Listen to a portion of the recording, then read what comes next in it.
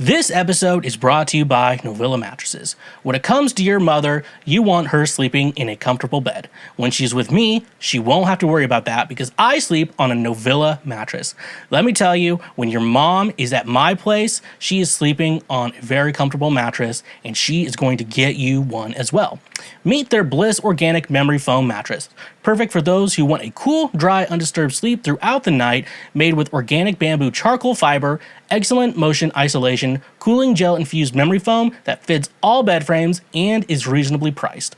Perfect for if you want an inexpensive mattress for you, your children, or even for your guest room. It comes in a box delivered right to your door, and you get 100 nights to try it out. Skip that trip to the big box mattress store and get a mattress from Novilla. Throw out that cheap Walmart mattress you got in college and get yourself a mattress made by Novilla. Using promo code Schweezy or the link in our description, you can save 10% on any purchase through Novilla directly. Try out the mattress that your mom tried out last night. Again, that's 10% off using promo code Schweezy. And a reminder, when you use our links, you directly support this show.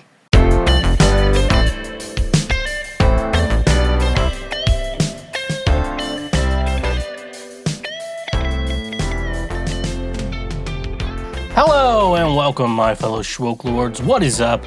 Welcome to yet another episode of Cancel Schweezy, better known as the Lords, trademark favorite podcast. How's it going, everyone? For those of you watching, as you can see, I got a haircut, which I desperately needed. I realized this. I used to, pre-COVID, I was always really good. I could go I went for every 4 weeks or whatever, around there. Around 4 weeks. Go ahead and get my haircut, keep up with things, Before I did any podcasting, on video. And then COVID happened, and, don't be around people. So it's I waited till I, really needed a haircut. or whatever. Now, I just wait until kids bully me on TikTok. They're like, what the fuck is going on with your hair? That's literally what they're saying that shit. They're like, what's going on with your hair? Oh, it's not cool. They're not nice. But anyways, though, I got a haircut. The haircuts feel nice, though. To get this volume, I have to use a hairdryer, and when the hair's a lot shorter, when it gets longer in here, I try to dry it too, and it's kind of a pain, but when it's shorter, it's nice, it's takes less time, and I thin it out and shit like that. But anyways, though, I'm looking cool and fresh for, specifically, Women's History Month. It's still Women's History Month. I didn't get as much shit on, horrible women I think are attractive this year, mainly because I think the people who did care are not watching the show, checking out the show anymore. To be honest with you, I don't think they're checking out this show anymore.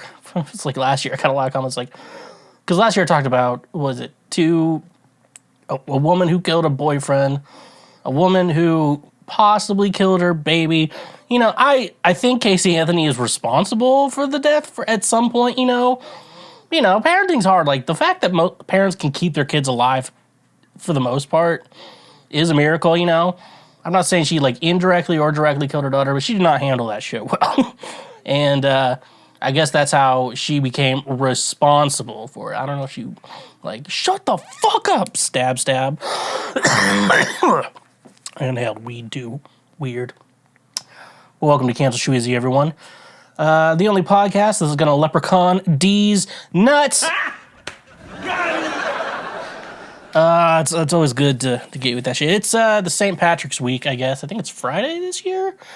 Anyways, though, I don't have a lot of green clothes, so I looked around my mom's house, and I found this scarf that's green and it's dark blue from what it looked like. It could be black on your end. It could be dark blue. Hopefully it's more black. Future me is going to deal with that. I'm going to take out the green screen that's blue because I thought the green would clash, but this is also dark blue. I don't know. We'll see. Maybe things will turn out fine. The thing is with that kind of shit, unless you're doing it kind of like a live type of recording, the camera's not hooked up to my computer where I can eliminate the background at this point. It's not the fucking weather, okay? So hopefully it looks good. But yeah, so it's Leprechaun. And also the background for those listening, not watching, it's a Patrick Star on top of a background of a very high definition photo of it's not 3-leaf clovers. I think they're called clovers. 4-leaf clovers. I'm like, no, these aren't 4-leaf. I had a friend. Apparently, 4-leaf clovers, like the existence of them, are real, which is not surprising. Like sometimes they have 4. And you're like, all right, all right, that makes sense. You know, I had friends who would occasionally find them, and I'm like, I don't know if it's real or not, but honestly, though, like I said, I'm not no scientist here. I am probably the smartest person. All of you know. That's why you're listening to me. You always listen to me every week, talk for nonsense. But I do think, you know, I will say, are 4-leaf clovers lucky? Science will not give us a conclusive answer, but honestly, I'm down to believe that 4-leaf clovers are lucky because they're rare. You know, it's just lucky. It's like you're lucky you're born, and maybe like the more leaves a clover has, like the more lucky it is. Maybe a 5-leaf clover is more special. You know? That's science for you right there. The science of St. Patrick's Day. I think it's about a guy. You know, I've been told the story of St. Patrick a couple times. Not like enough for me to remember, you know? Enough times where it's St. Patrick's Day and you have alcohol in your system and you're like, here's the real story. I think he got snakes out of Ireland, maybe? Does he have anything to do with potatoes? I don't know. I know some of you know the story of fucking St. Patrick, and that's kind of like, I just want to make you get a little frustrated because a podcast is a conversation, but you can't talk back to me. That's the kind of, this is the type of guy you get. For the most part. But, yeah, no. St. Patrick, he got snakes out, and maybe someone with potatoes. I don't think he was a bad guy, you know?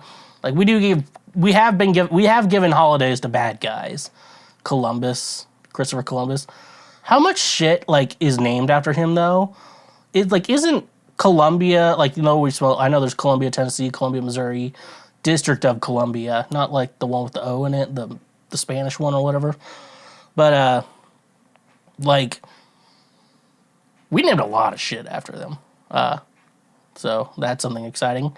And a lot of things, if they're named like Jefferson, it was named after Jefferson Davis. I believe I actually heard that, or then there's Davis, because I think, because there's a lot of states that were going between Lincoln and Washington, and then there's, I think Davis I don't know if Davis was one of them, but I always thought it was Jefferson and Lincoln, so there's a lot of places named that. It's like, what side of the war you're on? And, or whatever. But I don't know, I don't think Washington State, I know Jefferson City. Oh no, Jefferson and Washington. Why did I get to Washington? What the hell am I talking about right now? I'm talking about, like, why things are named a certain way. Anyways, though. Oh, yeah, we're talking about Columbus. There's, like, D.C., District of Columbia, and Columbia, I think, is part of Columbus, right? Right? And that's just Columbus, Ohio. Like, we're not changing shit. Do they still have a statue of him? Like, that's a question. I haven't been to Columbus in forever. This is, like, why I think I need to make some money moves with this podcast. And so, basically, AKA meaning, for those of you who need to know, that basically, if you want to be a musician, it's always good to have a couple of things going on here for money and things, and this is one of mine. You know, you have to just do a couple things instead of just one thing all the time, you know? It's, This is the type of guy you get. That's why comedians have podcasts, musicians start beer companies, I don't know, and shit like that. So I want to do that, and then, so the point of that, we get more money coming in to cancel Schweezy, so I can like turn a van into like an RV type of thing, and then I can just travel the country and do my podcast while traveling the country. And instead of clearly not a green screen behind me, there's a brick wall behind this, you know. Instead of the brick wall, we do like a cool setting, maybe a Walmart parking lot or something like that. I don't know, it'd be really cool. I'm thinking a lot about like traveling, just doing some traveling, but it's kind of like there has to be a way you make income while you travel. And that's why people who are retired, because they get like their Social Security every month, you know, just like for them. That's why they like it. But yeah, no, when you're younger and you're like, yeah, I need to have a steady stream of income, and I don't have rich parents, so I can't really be doing that shit. So it'd be cool to travel. That'd be fun. It'd be just fun for the podcast, stuff like that. I feel like if I was more back in my day when I did a lot of like more acoustic stuff, like my friend Kevin Schler, his music's great. Go check him out. But like we're totally different in music styles now, but I still try to see him. Like he saw him once when I was in Nashville, and then he said, "Hey, you want to come to the show in Nashville?" He just let me know. I'm like, "Yeah, I'll be there." And I forgot to show up. I'm sorry, Kevin. He's like traveling. He's like, "Do they have PSM? I don't care. I'll just sing loud into someone's living room." Super cool stuff right there. Kevin's really cool. But no, he figured that out. And that'd be a lot of cool because I just live in my van, I don't have to worry about shit, You have to worry about shit, but it's like, you have a couple bills, like, you're probably going to get a Planet Fitness subscription to shower and shit like that. I don't know. But yeah, no, you have to, and I think without, like, doing music too, if I could do music too, that'd be the thing, but then when you do music too, you have other people who have to come with you, and you can't be like, you guys are going to take that vehicle, I'm going to take this van, because I just want to live in this van, It's like, can't do that shit. Anyways, that's a long off topic. We're talking, well, no, we're not too far off topic. My music, go check out my music under Schweezy, wherever you stream music, social media, the tag everywhere should be at TheSchweezy, like twitch.tv/TheSchweezy. Go check that out. Thursdays, I've been playing the Minish Cap, so once I finish the Minish Cap, I'm going to do another Pokemon Nuzlocke, so that's going to be really cool. So definitely go check that out. If you have an Amazon Prime account, you can connect to your Twitch account, press that subscribe button. It's different from the free follow button, because with the subscribe button, you can financially support someone, and you get like a $5 credit with an Amazon Prime account that you can't cash in. So help out Daddy, okay? That's my whole. That's where it's... And check out the Patreon page. Great way to say thank you for being a friend to people. I want you to listen to it. If you hit the 10-second fast forward button, your dick's going to shrink a couple centimeters, okay? You're going to be like, I'm not as big as I usually am. That's what's going to happen. But make sure you do the free shit if you can't do the Patreon. Audio listeners, make sure you check out our YouTube page and hitting that subscribe, because we post highlights of all the show stuff and that you can share with your friends and be really cool, or rewatch it, relive the good times that you had. And make sure you're liking and leaving comments on the videos, sharing with your friends. But if you're also on the audio platform, make sure you give us a review and give us a 5, 4, 3, 2, or 1-star rating. So that's a great way for you to not be Mark, because... Come on, Mark. Don't be stingy. Mark's pretty fucking stingy. Okay? Don't be stingy, okay? I arranged a piece for a local high school meaning my old high school, because long story short, they had like a recording of a piece they wanted turned into a big band piece, and I just turned into a big band piece. Listened to it, talked to them about it, and stuff like that. And that was fun. And then I went to a couple other ones, because I'm friends with all the music teachers there, all 2 of them. And so, went to the other one. They have a guitar class, so I talked to the guitar class. That one's like a good one for me to talk to, because I know guitar. They're all like practicing something, and I was like, so do y'all want to learn tapping? And there was like one kid with an electric guitar. Everyone else had like an acoustic guitar. Because there's the acoustic guitar playing student, there's the electric guitar playing student, then there's like everyone else who's like, I want to play guitar, but I'm probably not going to be paying my bills with this guitar, as some song would say, if I can pay my bills. Oh, that's Hey There Delilah. That's the fucking song I was thinking of. It came on the radio a couple times yesterday, 2 days ago when I was driving. There's those students. So like those students who are playing electroacoustic, they're like, yeah, I'll learn tapping or whatever. And then there's like the people who are like learning. They're just like, I just kind of want to know how to play this thing, just for fun. So every once in a while, instead of just mindlessly watching television like I do for this job, I can play guitar and kind of do useful, and I can sing songs, and it can be, therapeutic. Like, not everyone's going to be fucking going pro or whatever. But, I think guitar, just, like, even if it's something that you don't, like, 6 months will go by and you don't pick up, and then you pick it up again, just, strum some basic stuff, learn a couple songs, even if it takes some time, it's a good thing, too. So I always like talking to kids like that, I think, because piano lessons used to be more, like, readily available than you, but I don't think I think guitar is a lot easier than piano. Depends on how your brain is wired. To be honest with you, but I don't know. I think just sitting there strumming, even singing, even if you're not good. I think it's easier to do that and play a lot of songs. Easier than like a piano would be. But who's for me to decide? But anyways, I'm talking to them. I say for like their choir class, and then the kids getting ready for like their contest or whatever's going on. And my old teacher, she was making some good points. She said, I don't want you guys to stand there like statues and be boring. I want you to kind of, give off a little stage presence, be kind of move around a little bit if you need to. Don't be a statue because you can't be stiff. Stage presence is everything. I even talked to them about that. I'm like, yeah, I think it's important because just because someone's like, like even if like they're terrible, but if they have good stage presence, it's like that much better than those who don't have. Like, I'd rather hear someone with stage presence, because if you're a judge at some contest like school choir contest or whatever, when you get to like you're listening to music all day and it's like high school singers all day, you're going insane. But like when a group like you generally want to like they try to want you to enjoy it, it's a good thing. And so in my mind, I'm like, I think this is what you kids call was it? It's not hop your gritty, showing your gritty or something like that.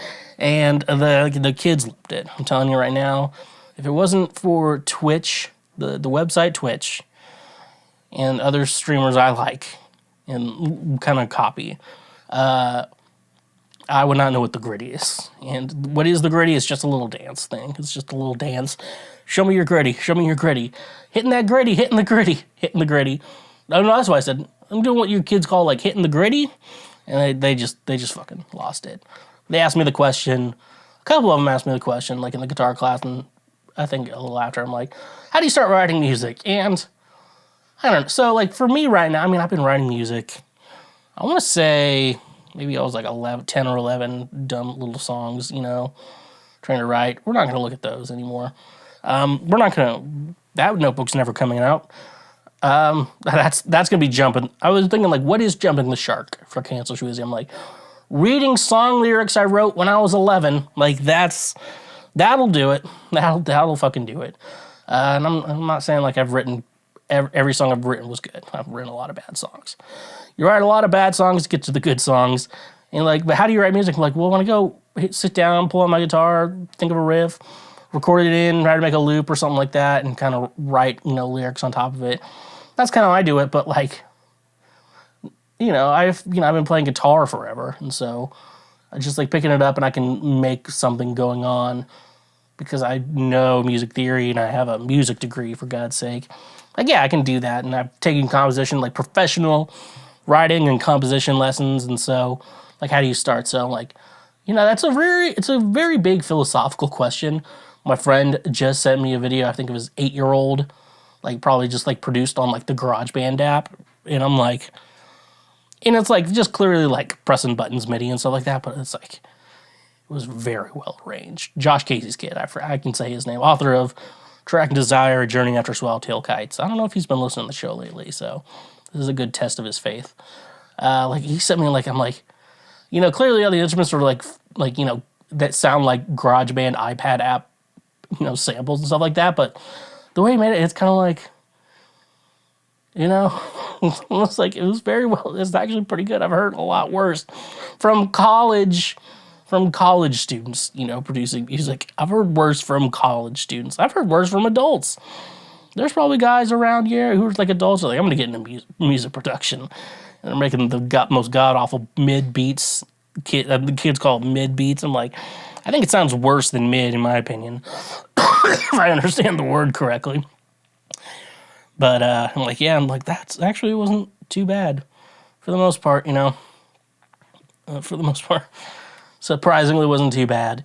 And so, like, here's good. My advice, though, if anyone's listening, or like, what advice do you give them? Like, I would say find a chord progression to a song you like, because you can't copyright chord progressions, but like melody and stuff like that, that can't be copied. So like, you get a chord progression, just play that chord progression and make a new song from the chord progression. Like, change how you play the chord progression, and notes like that, and then sing a new melody, and then try to write a new melody on top of that.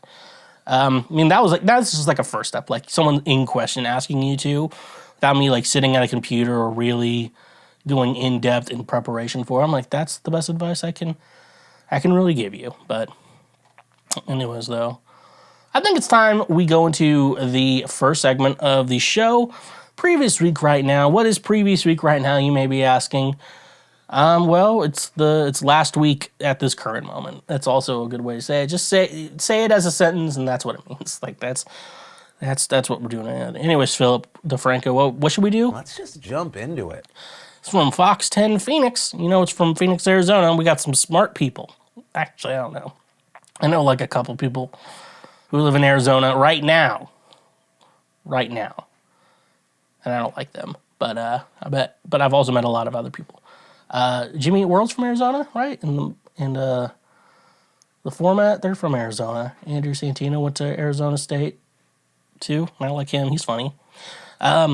Glendale to temporarily change its name for Taylor Swift, greeting every Swiftie in style. Oh, it's style because that's one of her songs. The city of Glendale says it wants to do something highly unusual before Taylor Swift kicks off her tour at State Farm Stadium. The city is going to temporarily change its name to honor the superstar, and it'll go into effect during her concert dates on March 17th and 18th. Glendale Mayor Jerry Weirs will announce the city's new name on Monday, March 13th. There is no need to calm down. We're fearless. We're fearless. This is Taylor Swift album. In doing something highly unusual to celebrate the fact that Taylor's concert starts right here. Read a statement from the city. We know all too well, that's another Taylor Swift song, that she's one of the most influential artists of her generation. We are writing our own love story for her and greeting every Swiftie in style.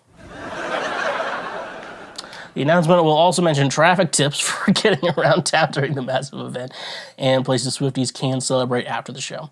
Oh yeah, no, that's really cool. Only other thing I really say about that is that's pretty cool that she started her big tour. Because like, if we're going to be honest with you, because Taylor's released, let's talk about it. She released Lover. I believe Lover came out in 2019, if I'm remembering this correctly. Lover came out in 2019. I remember listening to the album, and the feeling my soul was 2019. Every year feels different. You know what I'm saying? I mean, do you know what I'm saying when I say that? Like, every year feels a little different unless something runs together, then you don't, necessarily know. So she released Lover, and they never announced really a tour for Lover. I think there was going to be one. I think there was a bunch of shows for Lover, but COVID happened, and so she stopped. Then she released Folklore and Evermore that year in 2020. Right? I believe, yeah, it was 2020 she released both of those. Then she did her re-recordings, which that's a whole can of worms I'm not going to go into right now, of Fearless. Yeah, it was Fearless and Red. All that in that span of a time. And then Midnights, right after that came out last year. So that's a lot of albums for someone like who, like, even we're like talking 2019, how big Taylor was. Like, she did go from her Reputation era, which I can't wait till I go through a Reputation era, to be honest with you folks. That's going to be the highlight of your lives. The highlight of your podcast experience is going to be the Reputation era of cancel Schweezy. So yeah, we're talking about it like that. So she just came off her Reputation era. People started liking her again with Lover, and I was like, oh, that Lover, I think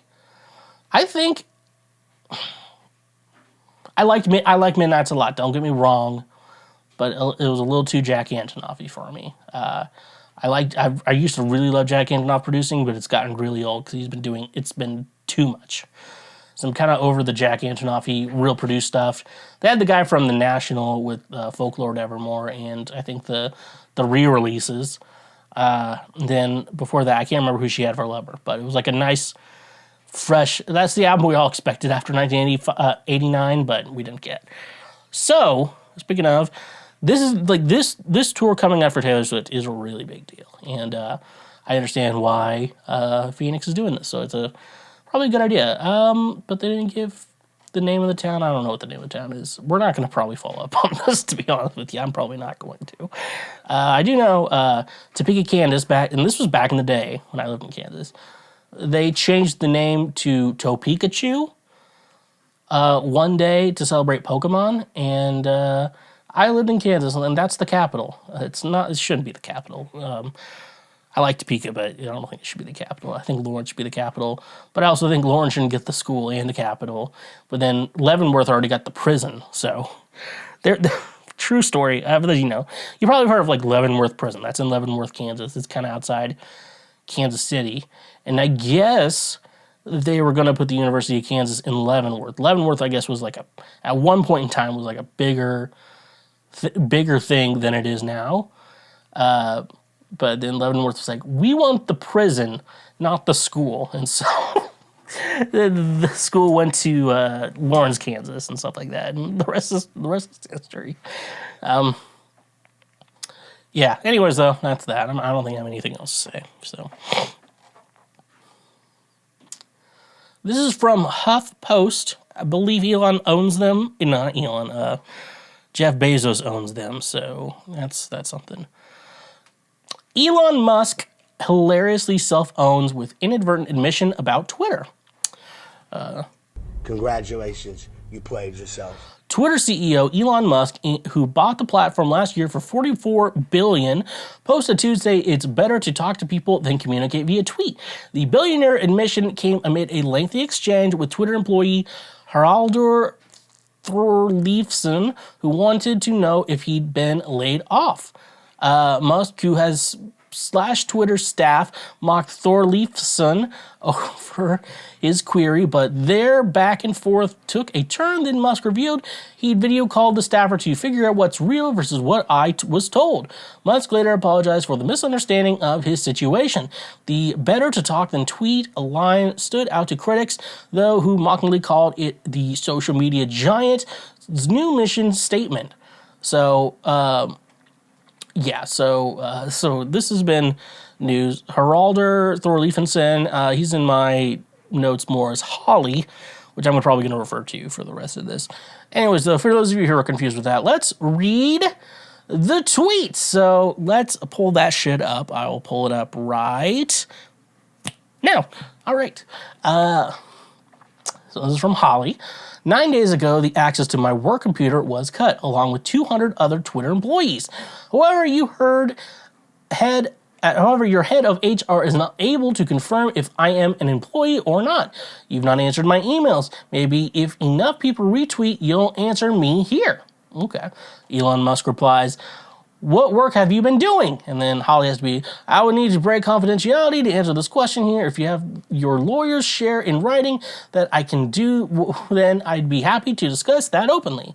And Elon's like, "It's approved, you can go ahead." So now he can post it on Twitter because he got the approval. Among others, Holly has been saying, led the efforts to save about $500K on the SaaS contract to support closing down. Many others led prioritization of design projects across the company to make sure we were able to deliver with a small team. A design crits to help level up design across the company, was hiring manager for all design roles, worked on efforts to steer the company away from focusing on power users and on too young users because our user base is aging. Okay, that's what he said. And then Elon decides to reply, "Level up from what design to what? Pics or it didn't happen. We haven't hired design roles in 4 months. Then what changes did you make to help with the youths? Would you say you are a people person?" And it's like a thing from like Office Space or something like that. Anyways, though, first of all, I think we all Zuko would be the one to say. That's rough, buddy. Because the thing, I've worked for, businesses that were, bad and sketchy people, and, they're very good at, like, getting you to sign shit and like, making sure that, like, your side of the story remains hidden so they can control the narrative and stuff like that. And that's why if you follow, like, I think he's Attorney Ryan on TikTok. If you write Attorney Ryan or something like that, he'll come up. He's like a labor lawyer. He's really good at telling that stuff.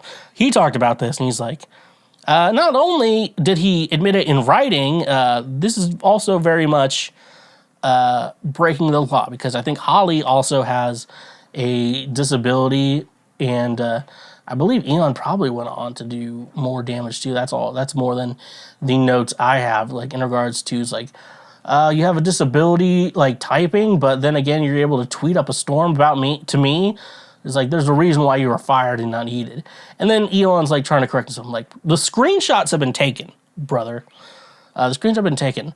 I think what I heard as the last is what I've heard from what's going on here is that his job is still available. He still has his job technically, because it was still like, even in this writing, it was still like he didn't have his actions, but he doesn't know if he's been fired or not. Like he doesn't have access to shit.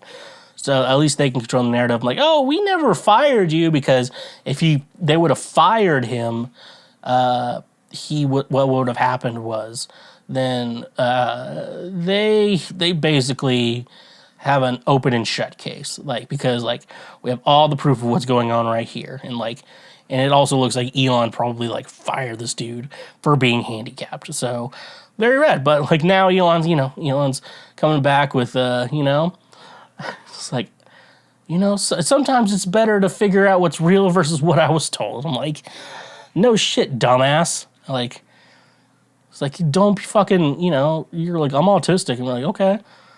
You've probably been in a meeting with a lot of lawyers, so you should know that when you're in a room with a lawyer, they're like, just shut the fuck up, dude. Like, just stop talking.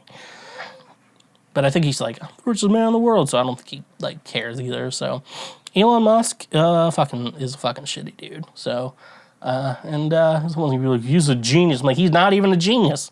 He just had money, and it was like, this will make me look smart. If I go to space, I'll look smart too. I'm like, can you send Elon Musk to space? And he's like, Elon Musk is dead. I'm like, oh no, Elon Musk. Oh no, he's broken. So Elon Musk, just go fuck yourself, dude. I don't know. Let's get into our last article we got from Parade. Aldi jokes it can't defend not safe for work Easter Bunny gaffe. What? You won't find Aldi's bunnies and chicks marshmallows in any Easter baskets. A Manchester-based shopper pointed out that the candy stocked at the grocery store chain looked peculiar. Though the marshmallows did indeed have bunnies and baby chicks printed on them, it was the phallic shape of the chick that stopped Miss V in her tracks. Sorry, Aldi, but that ain't a bunny. Laughing crying emoji, the shopper wrote in a tweet. And Summers, the sextoy brand behind the iconic rabbit vibrator, also took to Twitter to comment on the humorous mishap. Oh no, our deliveries! Must have got a mix-up. Bunnies and chicks. We're here, more honeys and dicks. The company wrote, the most hilarious problems when it came to the grocery store chain itself. We can't defend this one, reads the tweet. The account social media manager took turns responding to amused shoppers. Can you get these in the U.S.? I'll take 10 bags, please, asked a tweeter named Joanna. Aldi's social media manager, Cameron, responded, I won't ask. Musician Andy, myth producer, gave an outlandish suggestion. LOL, that went a bit wrong. Put them in the specials as adult toys. They will be a bargain. Then he wrote, me reading some of these wild comments and suggestions, speechless, Andy, speechless, replied social media manager Abby Louise. As for whether the marshmallows are still on sale, Aldi's Aaron noted that it's a seasonal item, so it's only available whilst stock lasts. And judging by the comments, it would seem everyone is rushing to the stores for them for some reason. Well played, Aldi. I feel like I'm a fucking newscaster, like talking about that shit. Yeah, so if you want to know, if you click on the highlight, you know what they kind of look like. But I guess they're trying to make rabbits, but I guess the ears are too short. But so it just looks like a bunch of dicks. Ball sack included in this shit. So that's cool. But I wanted to end on a funny article because anyways, I just like Aldi's was just like, like you think about like, okay, let's think about like every grocery store chain, how they would respond to this backlash in regards to accidentally making dick candy. Let's think. Walmart, like, after further review, we have done a research investigation and have decided that these dick-shaped candies are not appropriate. We do apologize for our lapse in judgment. We are sorry for that. Trader Joe's.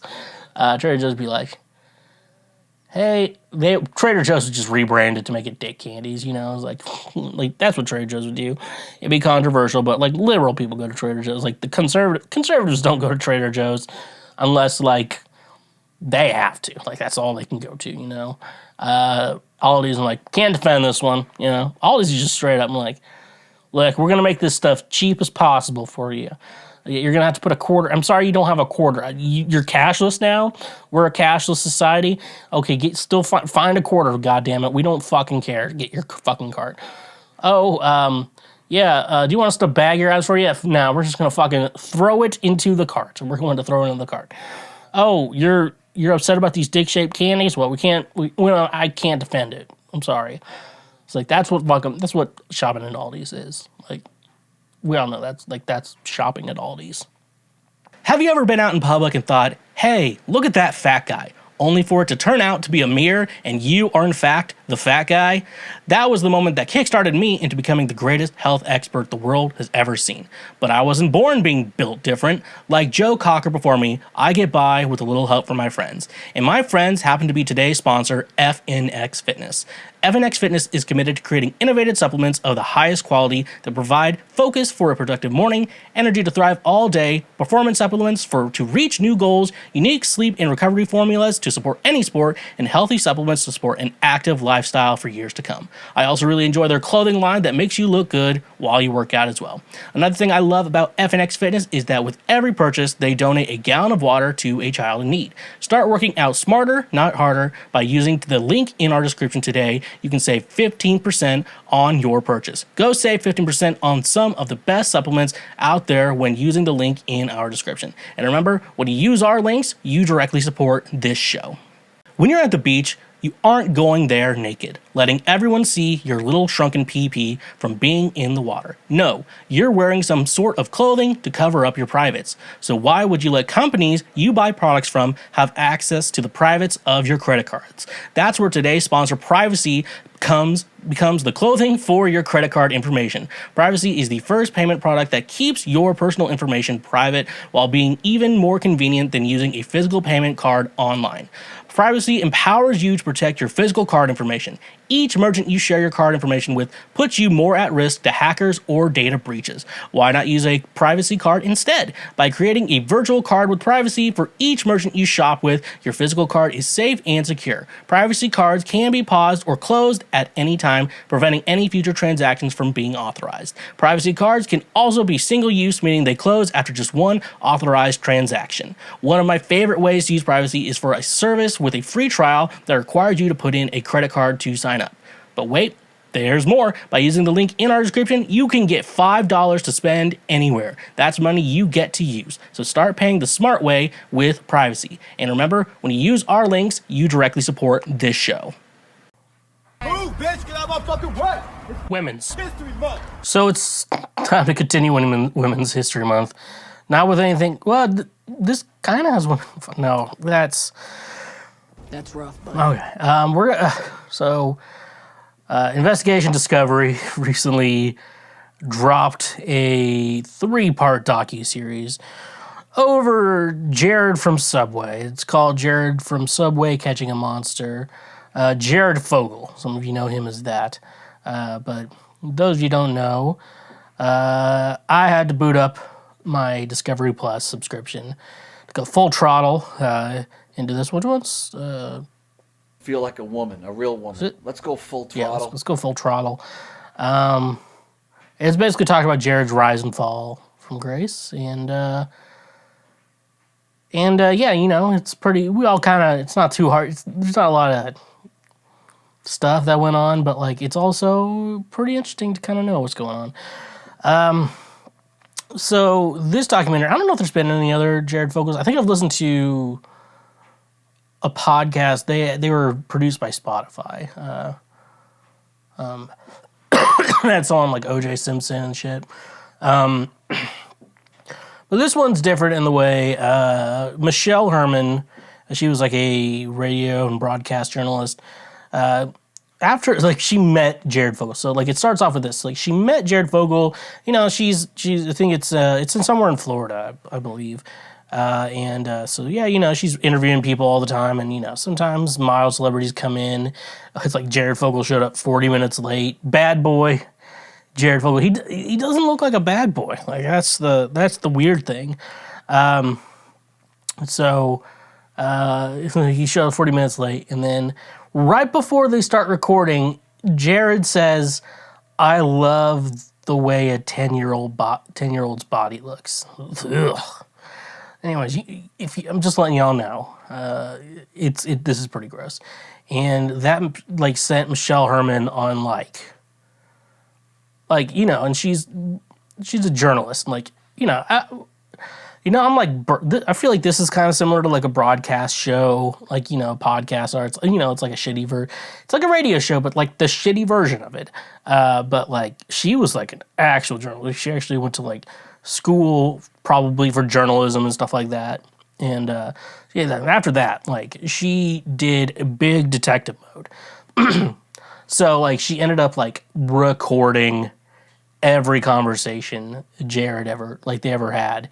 And they play a lot of it on the show, yeah, it's gross. It's pretty fucking gross what they say. Going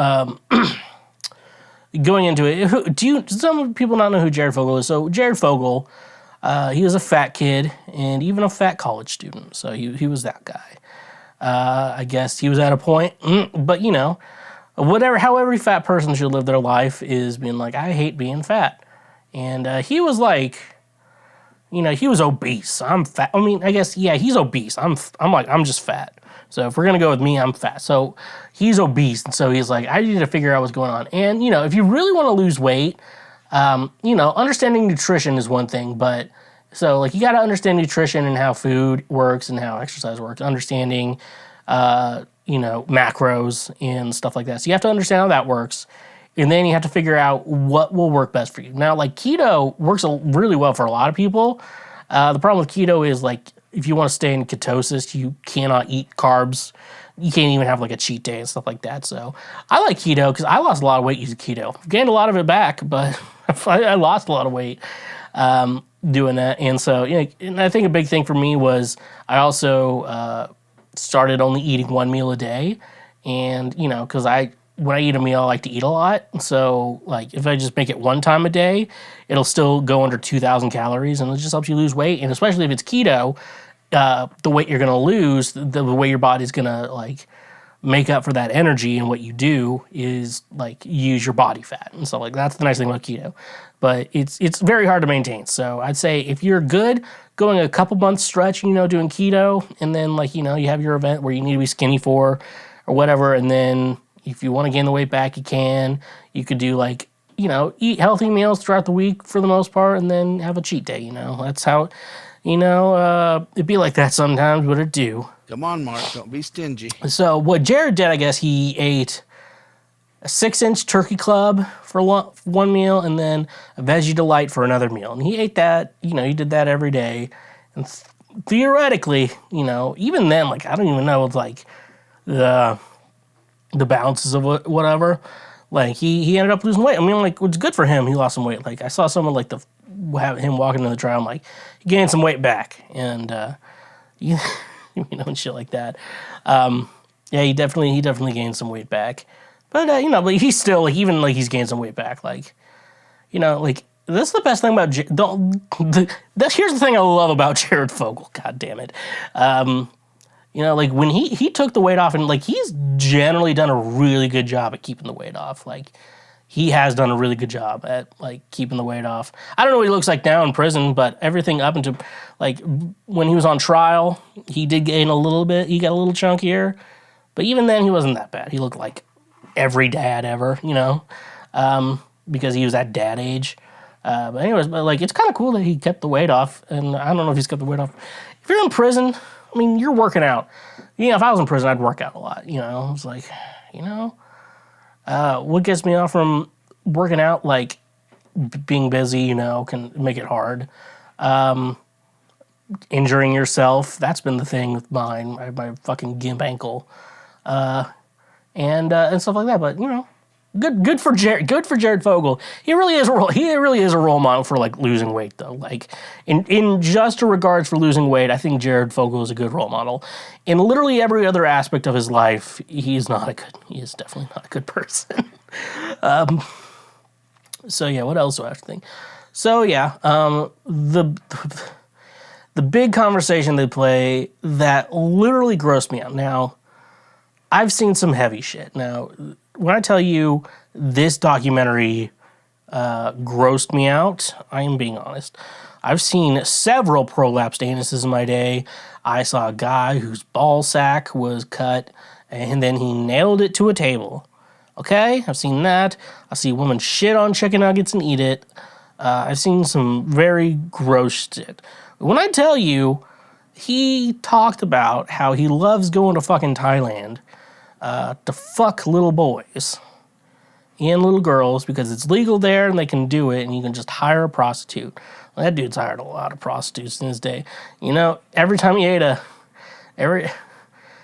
back in the 2000s, you know, if you ate a Subway sandwich, part of that Subway sandwich went to Jared Fogle fucking little boys legally.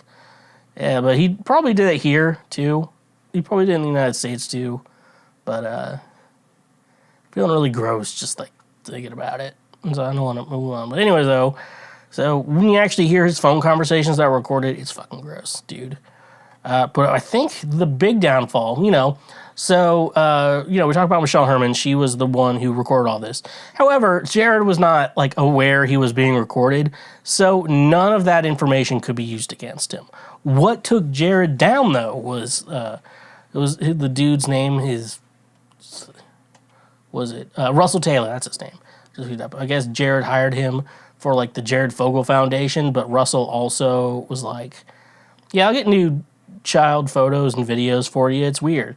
And, they had, like, his stepdaughters on there. He married a woman and stepdaughter, and he hid secret cameras throughout the house, especially in areas where his young stepdaughters would be changing. And, like, they even talked about how, like, they were cool with them, like, drinking and smoking weed in the house, you know, because, like, they're with them. And then, like, Russell tried to give her, like, one of the daughters, like, a vibrator so she'd use it while she was secretly being filmed, too. And I don't know. I hate that idea of, like, I'm secretly being filmed, you know, or not, like, secretly being filmed, but, like, I don't know, like, when you're at home and you're just, like, laying around or whatever, it's like, there's nothing good to watch, but also I don't want someone watching me jerk off. Like, that's for God and my dead grandparents to watch me jerking off. That's only they can do it. They even said, like, he had, like, a bestiality videos, and I think that's what apparently, like, took him down. They saw, like, a bestiality video, then they saw a bunch of child porn. And that's what took Russell Taylor down. He was, like, the head of the Jared Fogle Foundation.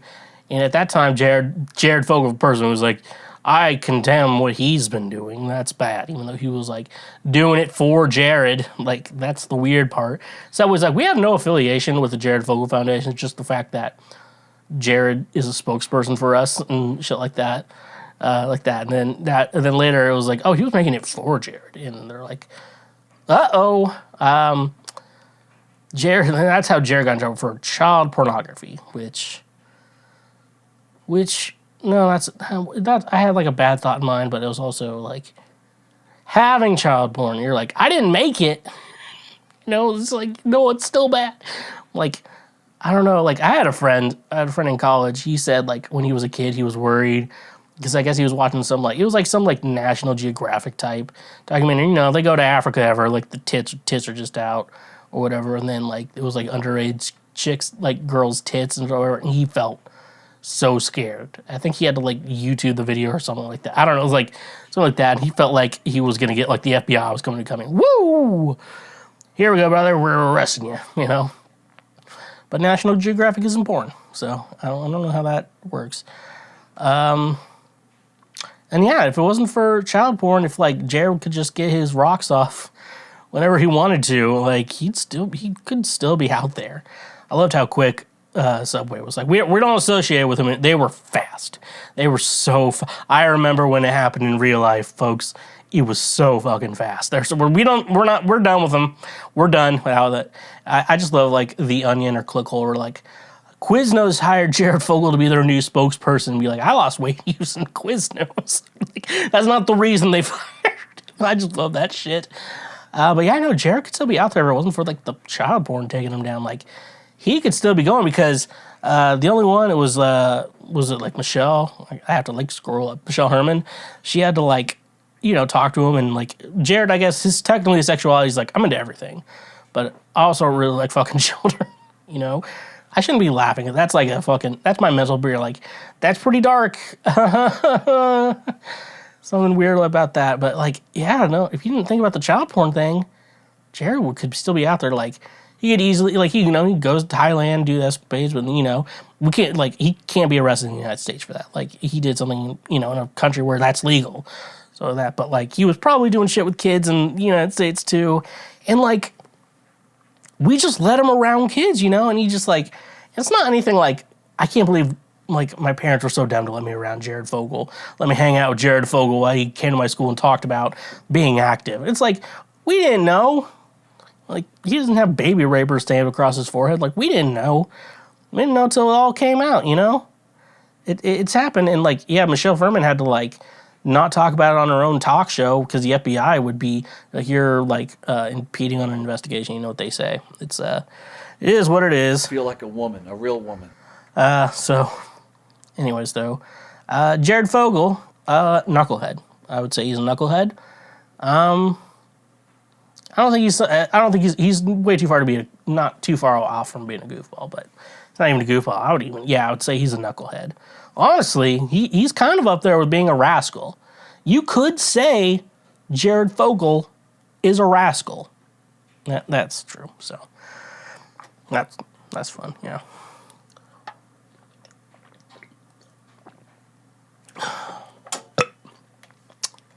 All right, You Season 4 Part 2. It just dropped. It dropped like last Wednesday or Thursday. I want to say it was Thursday. No, Friday maybe. I don't know. I remember I just watched it in one sitting, so that's all that matters. So if you don't remember, we're on Part 2. They added 5 new episodes of the show, and they had a first half that came out like February, I think, and now we're on the second part. So at the end of the first part, like, you learn that Reese, R-H-Y-S, Reese, that's how you say his name. It could have been R-E-E-S-E. No, it just had to be the fucking British spelling. And, that's honestly the worst part about this whole season, is that it's set in London and you have to hear fucking British accents the whole time. Like, I don't care if you're British, just don't do it around me, like, to be honest. So we're in here. So, yeah, that's how you found out Reese was the killer all along. You thought it was a whodunit. Turns out it was Reese. It was Reese all along. And stuff like that. So, and they also, like, foreshadowed, like, a woman who you thought was onto something. And, like, she, like, it seemed like it was weirdly foreshadowing something. So then you learn that Dawn is, like, out of her mind. Like that photographer, the owner's name is Dawn. She kidnapped Phoebe to, like, protect her, put her in a safe room, but Joe was able to save her. And in a mean sec, because I guess from something that happened, they were trying to find this eat the rich killer. It turns out that Joe had the ear of someone, and Reese was like, you gotta frame someone for this, and he ended up framing Dawn. It was very convenient, very good convenience for Joe Goldberg. Joe Goldberg has just way too much luck in, like, killing people. Like, it's way too lucky that he's been getting away with all this shit. You're like, he does do a good job at hiding the bodies, but yeah, he has way too much luck for how many people he's murdered at this point. Then you get into Nadia as, like, one of his students. She got way too curious for her own good. I think, I think there is some merit to curiosity killed the cat, if we're going to be honest with you. Because I want to say, though, like, at some point, she's like, I can confirm this guy is bad. Like, he found She found Marianne and like helped her. So we'll get into that too in a minute. But like at some point you keep snooping and snooping. I'm like, it's gonna go bad for you. And like I'm the kind of guy who's like, if I see something bad that's like really bad, I will honestly just walk the other way and I will not tell anyone. I'm not gonna do anything about it because it sounds like a lot more trouble for me than it is. And so if you watch the season, you will know Nadia is a good case of curiosity killed the cat, because I'm not getting that to a little bit. But here's the thing. So, like, we ended the first part with learning that Reese was the big bad and the killer all along. And, like, you set it up as Reese was running for mayor, and he's trying to kill anyone who could possibly get in his way or be, you know, like, a bad, like, could ruin his reputation or anything in between. So that's how they ended it. So you're like, okay, what's Joe going to do about Reese? Then it turns out that this becomes the movie Fight Club. Now, in the Fight Club, you learn that, you know, the main character meets a guy named Tyler Durden, but turns out Tyler Durden is just a figment of his imagination. So, like, when he does bad things, he makes out to be like, I'm this guy when I do it. Yada, yada. Weird schizophrenia. Turns out Reese was actually Joe all along. So that's anything. And remember with the beginning of the season, they were like, oh, you know, Marianne, you know, Joe just, you know, left things how they were, and Marianne went on her very way, you know, about what she's doing and everything like that. Turns out Joe was blacking out and becoming Reese, his evil counterpart, as we would say. Got Marianne in the cage, and yeah.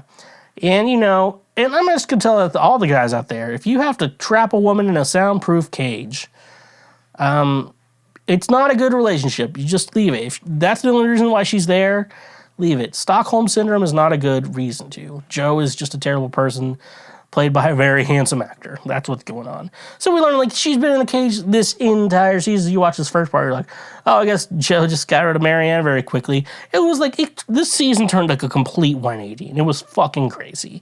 So, yeah, and so Reese is just a figment of his imagination. He killed the real Reese, and he's like, I don't know who you are, and shit like that. Like, that's fucking crazy, because I guess Reese wrote some, like, books, I guess, that Joe really liked, and so Joe's mind created Reese as his, like, the bad guy in his life, you know, or whatever. Like, his bad deeds manifested itself into another person.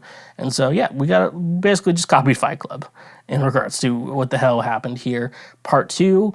And you know, and, like, that's a cool twist. I like that. But they should not have ended the first part with the twist that it was Reese being this bad guy all along and not Joe, so it made Joe look a little better, but I get it. What they should have done is ended the first part with Joe and Reese realizing that they're the same person. So you're just like, what the fuck is going on right now? That would have been a great way to end it, but no, they ended with Reese, and then like an episode or two later, they're like, yeah, Reese is just a part of your imagination, Joe. It's your dark side, and so he is your dark side, and you're the good side. That's what it is. And so I'm like, I just wish they would have ended the first part with that, because that would have been, everyone would have been talking about that shit. If they would have ended it with that, we would have all been talking about that shit forever. That's fucking, I tell you, like, that would have been the best. I think at the last episode, they had like a suicide warning at the beginning. They had one of those in the third season, but like, there's like, when they warn you, like, hey, suicide's gonna happen in this episode, I'm like, God damn it, that's a spoiler. Because, like, you know, people are fucking stupid. They're like, hey, someone's gonna commit suicide in this episode. Don't do that. And do that. And shit like that. So then I'm like, I guess someone's gonna fucking off themselves in this show. And I assumed it would be Joe, because he's like, I have two personalities, and like, he's evil, so I have to kill myself, so like, this evilness doesn't ruin the world. And he ends up killing himself, but yeah, he ends up surviving. And yeah, the season ends, and I guess there's gonna be season 5. And Penn Badgley wants to end it on season 5, which I totally agree with him, because I think they've stretched the show out enough. Because you're like, because like, in my mind, I'm like, how long is Joe gonna be able to be getting away with all this goddamn shit?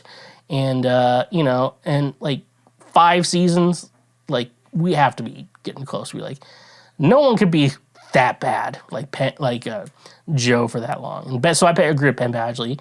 He also like got rid of a lot of intimacy scenes in this season, which like he's married now. He's like, it's kind of weird, so I don't want to do it. But also like you're an actor and you're playing a guy who lies and stalks women to fuck them. So it's like also, it's yin and yang. We're all, nobody's perfect. I'm gonna work it again and again until I get it right. That's what Hannah Montana said. And I think that's it. But no, yeah, I'm ready for season 5. I hope season 5 is a good book ending to the show, a good ending to the show. Just Joe gets murdered by someone or Joe gets sent to prison. Because I don't know. Because I think killing someone is like, that's like not a big deal. This sounds weird, but like killing someone is a big deal. If you really want to hurt someone, you wouldn't kill them. You would like make them suffer. That's weird, but I don't want to do that to anyone. But like, I don't know, that makes sense to me because like being dead, like that's an easy out. But making someone suffer and be alive and like wishing for death, I feel like it's a little different. So I think the cage is good for like people you fucking hate. But anyways, though, yeah, they showed at the end of the show that the reflection in the window was Reese and not Joe. So in my mind, philosophically, I think the dark side of Joe survived, but like the good side died, and that's how the show ended. With we're talking about Nadia. We're going back to that. Basically, Nadia was snooping through Joe's apartment, and then Nadia had her boyfriend like on lookout, and so what happened was Joe found out, and then basically Nadia dropped her phone. He picked it up, put in the password, deleted all the photos he found in her from his apartment, and then handed her a knife and showed over her dead boyfriend that made it look like she killed him, and now she's not talking in prison. So that's why curiosity kills the cat, folks. That's how curiosity kills the cat. But that's You, season 4, part 2. Real big fucking twist. I didn't see. I was thinking like, oh, okay, Joe's not killing anymore. You gotta figure out how to get rid of this other guy. That's what you thought was gonna go on. But then it's like, nope, Joe's just psycho. So very fucking weird. A very big weird twist. I would have placed the twist at the end of the first part, and then the second part would have gone from there. That's how I would have done it. But, Let's go full throttle. And, feel like a woman, a real woman. Feel like a woman. Rule. That's what you're like. When you're dating Joe Goldberg, you're gonna... Come on, Mark. Don't be stingy. God damn it. I'm gonna start this over. When you date Joe Goldberg, you're gonna... Feel like a woman, a real woman.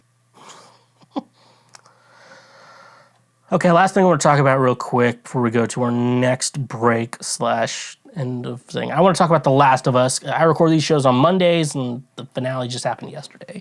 So I've had a little bit of time to think about this, but one of the big things I'm really happy about is glad I haven't owned a PlayStation console in a long time, so I haven't played The Last of Us game, because I think, in consideration of someone, there's some things apparently about the movie interpretation versus it's not interpretation, but versus the video game, because they can't make a 1-for-1 shoot from the video game to the show, because it's like when you're playing the video game, it's like, okay, you got to go on this mission, you got to do all these things, but like doing those missions is like, that's the part of what makes video games fun. But what makes movies good is like, shit like will not be that way. So of an adaptation, that's the word I was looking for. So for an adaptation, apparently this is really good. But some people like will talk about what's going on shirt. But yeah, I try not to like get any spoilers for this season, what's going on, because they based this season off the first game, and they released The Last of Us Part 2 a couple years ago, and I got spoiled how that ends. But the thing is, I don't know the journey, so I can still enjoy the other season. I just can't be spoiled on the game. But anyways, though, very good show. I put this at the end of this little segment, so some of you wouldn't be spoiled about it. I didn't want to spoil a lot of people, but like, because it came out yesterday for me. So you got to figure that shit out, even though everything else I'm talking about this episode literally came out in the previous week. Let's just jump into it. So yeah, so let's talk about it. So if you don't know what The Last of Us is, basically it's the apocalypse. Basically, if you think about it, these... I think when the game initially came out, it was like these post-apocalyptic worlds and how we became a thing or whatever.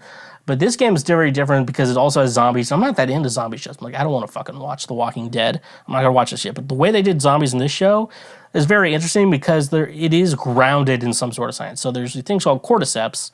And cordyceps, what they are, is basically like this fungus that I think it's the rainforest, I want to say, it mind controls ants. And this is the only creature really mind controls. And then it mind controls them and does zombie-like things and shit like that. Basically, they're fungus like that. So that's the idea of it. But it's never been like humans are too warm for cordyceps. So like cordyceps would never do that. And that's why it's really only ants that they take over. But like they started the series, like, but what if they adapted in a way where they could control humans and the way that spreads, and like there's no like way to stop it, I guess. Minus I don't know. There's no way to stop it. That's why there's no vaccine or whatever and shit like that. So basically that's what happens. And then that's the first episode, like the breakout day. And then it fast forwards to 20 years. So it starts in 2003. And you think like, well, at least Shrek exists in this world. So I'm like, it's not going to be the worst. So we can still watch Shrek. I would have been like 10 when that happened. I don't know how I would have been. I didn't live in a big city at that time, so I wouldn't have been bombed. I lived around a lot of rednecks, so you never know how I would have been, how I've done in this world. But yeah, no. And then Joel, played by Pedro Pascal, has to transport Ellie, the little girl, who's Belle Ramsey, who they transport her in the show. In real life, she's a they them. She's a they them. To basically to a doctor to create like a vaccine or whatever type of thing to at least make humans immune to cordyceps and shit like that. But then they're like ultra strong zombie type things, so it's different there. I don't want to go too into the show because it's pretty new, but I do want to talk about it a little bit. Kansas City episode, they changed Pittsburgh to Kansas City in the show. Not the worst idea, but like also if you look at the story of it all, it's like they go from Boston to Pittsburgh to Oregon. Basically, I think that's what happens. And so I do think Kansas City, or they could have done Kansas City, St. Louis. They could have even done Chicago for the most part. It's just weird that I'm from from around that area, so it's like, oh my god, I know that street. I'm like, I've driven there. Shit like that. It looks the same as it does in the apocalypse. It's just or whatever. So yeah, they got Kansas City pretty correct. Like I feel like that's what would happen to Kansas City in a fucking. First of all, there'd be like, oh, you're the Kansas City, Kansas tribe. We're the Kansas City, Missouri tribe. Those two would fight for sure, for no goddamn good reason. That's for sure. But then it was like they had the thing called the QZ, and it was basically like the government taking over, but the government had to kind of go extreme and fascist in a type of way. And so it's like you either live in a fascist commune or a religious commune, which we're going to get into the religious part very quickly.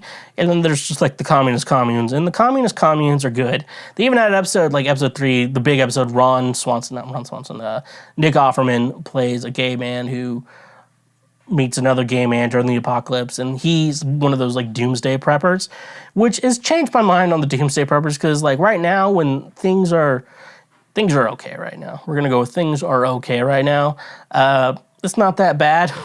You know, like those guys are like, those guys are fucking insane. But if shit like that happens, you're like, man, I wish we were listening to that guy. You know, shit like that. But anyways, though, you know, that was cool. So like you had that, you know, guys like that. And it's just like two guys and self-sufficient doomsday preppers and type of stuff like that.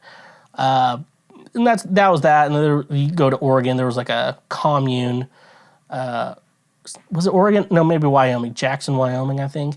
It was commune or like, yeah, it's a commune. Oh, it's like communism? It's like, no, not like that. And he's like, yeah, it's basically communism. Like, we all work together and live in a community. This is communism. So that's, like, actually what communism is, like, that little area. I'm like, yeah, that doesn't sound too bad. You know, like, things couldn't have been as good as they are pre-COVID. I don't know. The world kind of just fucking sucks right now.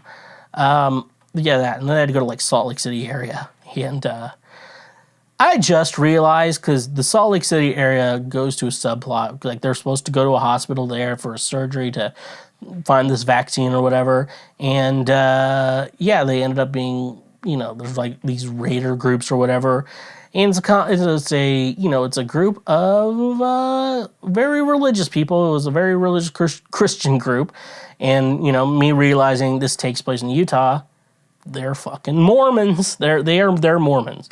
And this Mormon group, you know, they've resorted to killing people and eating them. Now they don't just like eat them like raw, like out of the fucking body or whatever. You know, they like cut them up and cook them or whatever. You know, and it makes you very uncomfortable, and especially if you took too long to understand that, like I did. Like, ugh. And, you know, they're like, oh, we killed a deer. It's like, let's still serve up the humans. Still have human is like a guy died or whatever, and like they're like, can we bury my dad's? Like, we'll bury your dad when the snow goes away. I'm like, we're eating my dad, aren't we? And like, ugh, just like that. Like the cannibalism, it was just that episode is just fucking fucked up, and like the guy was like a religious leader, which like piques my interest. I'm like, yeah, religious people are fucking, you know, I get fucking like that, but you know, if the apocalypse did happen, like something like that, like religious leaders would milk that shit, everything they are, because they would be leaders. And yeah, Ellie almost gets raped in the show, and yeah, and I was like, yeah, that's pretty much what would happen. And I'm like, I think they got that part right, but I do think they go to the apocalypse, like dealing with the apocalypse, finding a good community, finding a bad community. It's all in there, you know, an angry community. It's very interesting. Last episode, that aired last night. Last night to me, so I'm still like thinking about it. And like I said, I never played the game. Basically, they were going to do surgery on Ellie to get something out of her brain. And basically what they could do with whatever they have in the brain, create an immunity to cordyceps. So if like you got infected with cordyceps, they wouldn't like destroy your brain or something like that. They were like, oh, you're already infected or something. It's something weird like that. That's what happened. But Joel, like, you know, the way it happened is, like, Joel learned that that Ellie would die. Spoilers alert. Ellie would die due to the surgery. So, theoretically, if Ellie would die, however, they have a cure for this whole thing, and then humanity would have a second chance at what's going on. But for Joel, it was like, these are this like rebel group called the Fireflies. You're going to do this and make this. But in Joel's mind, it's like, you're not killing Ellie. That's all I have to live for. And so Joel just fucking goes on a bloodbath. He kills everything. And you're like, Joel, I think they're injured enough. You can let them get away. But like, honestly, though, realistically, in the real life, you wouldn't let them get away. They're going to come back for revenge. That's all that's going to happen. So like he had to do that. If he's going to save Ellie, he had to do everything he had to do. Like 100%. That's what had to happen. You know, but Joel lied, you know, in the end about like why she's alive, you know, like she's there and like they're leaving and shit like that at the end of it all, you know. And so Ellie's alive, but if she died and they got the thing, there's a possibility humanity could be saved. And so there's like the interesting decision about it, and that's how like you end the story, you know. What? About how like this story is. So should Joel have let Ellie die to save humanity, or should he have saved her and kept her alive and saved her? Because there's not even a chance that it could work. Like, should he even let her die to try and stuff like that? And that's the whole argument. Like, should Ellie have died to save the world? And should Joel have fought to save Ellie in the end of it?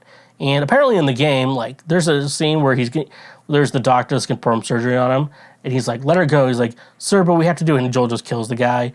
And that's apparently a big plot point for the second game that I have not gone into yet, so we're not going to do that.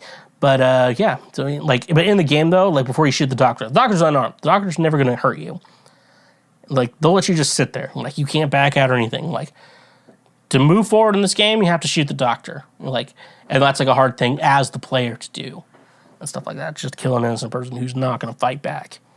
So it's very interesting. But I think we all forget that Ellie should have made the decision in the first place. Adults made that decision of what's going on, but I think Ellie should have been the one to decide. And they should have gotten her consent, because even though Ellie is a child, they should have gotten consent before they decide to murder. Before you get murdered, you should, you know, for a greater cause, you should be known about that. You should be aware and be able to make that decision yourself, because I believe that all women should be in charge of their own. I think we should all be in charge of our own bodies. And Ellie definitely should have been. So Ellie should have made that decision, and she was not able to make that decision. Adults made decisions for their own agendas, and that's the crazy thing. So that's The Last of Us. Please tell me what you liked about the show, because I have to sneeze. And that's what I was going to say. So Have you ever cracked open a cold one with the boys? The vibes are on, then all of a sudden, you are out of cold ones? Though the vibes are still on, the vibes will soon go off because you are out of cold ones. There's no need to drive when you're under the vibes. That's why today's sponsor, Drizly, is here to make sure that the vibes continue. Drizly gets all your favorite beer, seltzer, wine, whiskey, and much more delivered directly to your home. With their easy-to-use mobile app, we are getting one step closer to never leaving our homes. You know it's saying something when it's being praised as the Amazon for liquor. Drizly is my go-to app for getting all the booze I need so I can do other things. So using our link in the description today, you can save $5 off your first purchase through Drizly. Drizly has proprietary ID verification technology that it provides to its retail partners that allows drivers to scan IDs for more than a barcode to make sure the purchaser is over 21 years old in the US and of legal drinking age in Canada. Retailers on Drizly may have a minimum order or delivery fee. So using our link in the description, get $5 off your first order with Drizly. And remember, when you use our links, you directly support this show. You're not a boomer who still goes to what our ancient civilizations called a store. You buy everything on the internet like a modern individual. What if I could tell you that you could be saving more on your purchases by only making a few clicks on your computer? That's where today's sponsor, Honey, will change your life. Honey is a free browser extension you can download using the link in our description of this episode. Honey searches the entire internet for promo code, coupon codes, free shipping, and anything else that will save you money when buying things online. It's 100% free, and at no point will you have to pay for it with all of those many microtransactions. It's as simple as pressing a single button and you can start saving money. Not using Honey is basically throwing money away that could be saved for more important things. I recently had to get business cards for myself, and Honey literally saved me 60% on a pack of 500 business cards. It was amazing. Add the Honey extension to your browser today for free by using the link in our description of this episode. And when you use our links, you directly support this show. So it's time for that segment, Oh No, Our Table, where I go over all of your questions and then I answer them, and then we become a better society. We become a better society than the society from The Last of Us. That's right, I brought up the last segment too. It's not like I took a break while everything was bouncing and every shit like that, you know. This is the type of guy you get. You know who I am. First question we got here. Do you stare at buttholes during sexy time? What? My husband loves to go down on me when he's really good at it. I also love doggy style. But after 3 kids, I have a hemorrhoid, and I'm so self-conscious of it. I don't like to do those things as much anymore, or I do it, but I'm worried the whole time. My husband has assured me he loves all of me, including my butthole, but I don't believe him. He always wants me to sit on his face, and I just can't bring myself to do it, even though it's so hot and I used to love it. Help. First of all, I do have to say, I have to say this, for the guys, I'm a guy, I have one brother. He's gay, but he's still a brother. It's I grew up with men, and it's my dad, my mom, they were together, it's marriage is hard, especially on the kids, but, my parents are the results of them staying together, so what does that say about me? I did not know you can get hemorrhoids from giving childbirth. I'm not going to, try to fight her on that. There's, the men and women, but it's, always, men who look like the doofuses in this argument. We don't know how the other body works, we can only worry about our own, But yeah, apparently you can have hemorrhoids after you have kids. I guess you're pushing so hard. You shit yourself when you have babies. I heard about it, and I'm okay with it. That whole experience is gross anyway. So I'm not gonna try to be fucking. It's honey, can you not do that? I'm trying to jerk off here while you're giving birth to a child. So she's self-conscious about it, but you're not. Anyways, though, I didn't know hemorrhoids. First of all, if you have hemorrhoids, get a bidet. I'm telling you, get a bidet. You will not have hemorrhoids anymore if you get a bidet. I don't know what I think it's because we all wipe too hard, because we wipe too hard because we're trying to clean ourselves, and there's only so much you can clean with a very poor, soft paper toilet paper thing, you know. There's only so much you can get. Like, the only thing you can get that off is water, maybe soap, but, like, if it's, like, a bidet power washer, like, you'll get it off. Like, maybe get some soap in the shower, you'll be good. So anyways, though, we're talking about, like, your husband's experience with you. I'm going to tell you.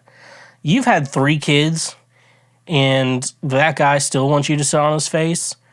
You know, this thing, though, like, you know, some women do just keep on the weight after they have kids, you know? And I'm not shaming that. But, like, I don't know. Like, I don't know you. And, like, did you gain some weight after the kids? Like, it makes sense you do. I'm not shaming you.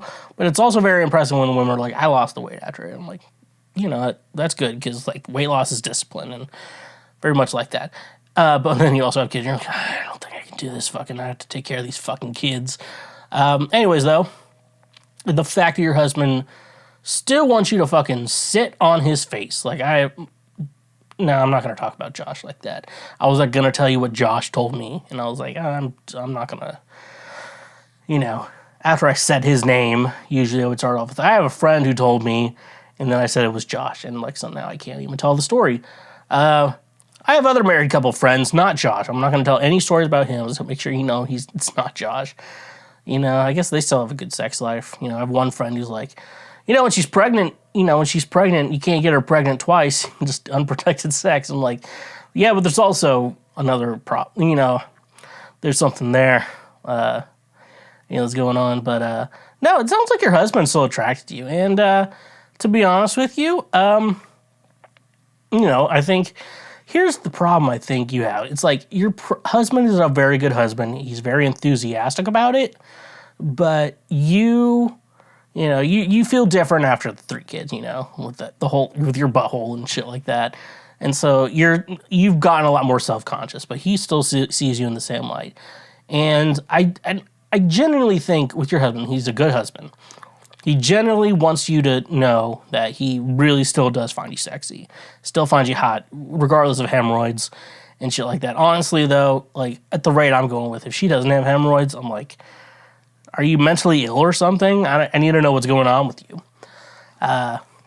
So it sounds like he still does, but there's, like, nothing he can, like, say to convince you about that. And, you know, it's not his fault. Like, and there's nothing, like, actually, it's probably more your fault than his fault, because, like, there's probably nothing he can say to make you feel better. But, so, you just have to trust him. Like, it sounds like he doesn't cheat. Like, the way you describe this man does not sound like he cheats on it. He would never cheat on anyone. Like, I don't think he has the capacity to. Like, I don't have the capacity to cheat on people, mainly because, one, I talk too much. Like I'm not, yeah, I'm like, you're hooking up with someone, you're cheating on your wife. Yeah, you know, my wife, she really likes this show.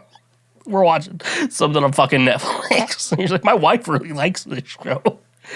That's why I couldn't cheat. And also, it's just like, I don't have the mental capacity to, like, you can compartmentalize the mental capacity to do it, but, like, I don't. That's not how my mind can compartmentalize that. Anyways, though, just don't fucking worry about it. That's the best answer I can give you. Just don't worry about it. What's the next one? Why would a girl want me to take my condom off during sex? What? Okay. Congratulations. You played yourself. And I think we also need to deal with. That's rough. Okay, so ideally, if we're going to just talk about how humans work for a second, I'm looking at the fucking, you know, the outline of the show I got here, and it's like, I'm on page 9 of 11. Oh. If you're in the Twin Towers. That was horrible. Okay. Why would a girl want you to take off a condom during sex? So, you know, it technically is better for both parties when it's, you know, you're just raw. Like, I think that's why some women are just down for regular birth control options other than condoms, you know? Like, this is better raw, and, you know, I just really don't want to worry about pregnancy, because if I was a woman, I'd be like, you know, I'm going to take my pregnancy pills. You know, I take my antidepressants. I have side effects with them. I'm just like, I deal with this because it's a little bit better of a life. And it's like, I would take, like, I would get the Eva ring or whatever. Be like, you know what? It makes me feel this way, but I like the life I live with this, you know. shit like that. So it could be because she wants an emotional connection and it feels better. That's an option. So, but there's a lot more. I realized this was my shoulder rest was not down. There is also a lot of other things that could be going on here, like she wants you to get her pregnant, and that way you get pregnant, and she even like, I don't need you, and she gets child support money off you because it's very easy, it's very, and shit like that, I've heard some, like, I've just heard a lot of fucking crazy child support stories, and they're like, and I have, like, friends who are like, yeah, whoever that guy is needs to be paying child support, and, we can debate how much they need to pay every day for the rest of our lives, but at the same time, it's like, this dude doesn't want anything to do with this child, like, he needs to be, like, putting in some money in, so it's like, the mom isn't, like, fucking suffering through bills, and like, I'm glad you can eat tonight, because I'm not, it's fucking thing like that. Oh, so yeah, we got, have a baby and shit like that, and she's trying to get your money because, honestly, ladies, that's honestly the real answer. Why do you think that chick decided to, like, she had sex with Drake, and Drake wore a condom because Drake's that silly goose. And then when Drake was done, he took the condom off and you put hot sauce in it.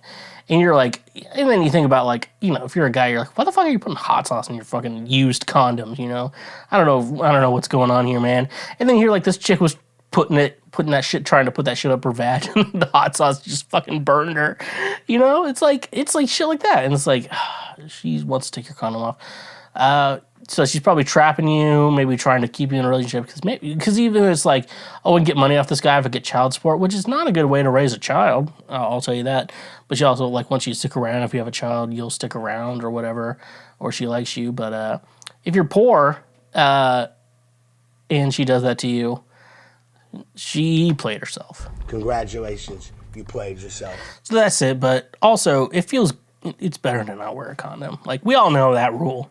Like, we do it because you fucking hate kids.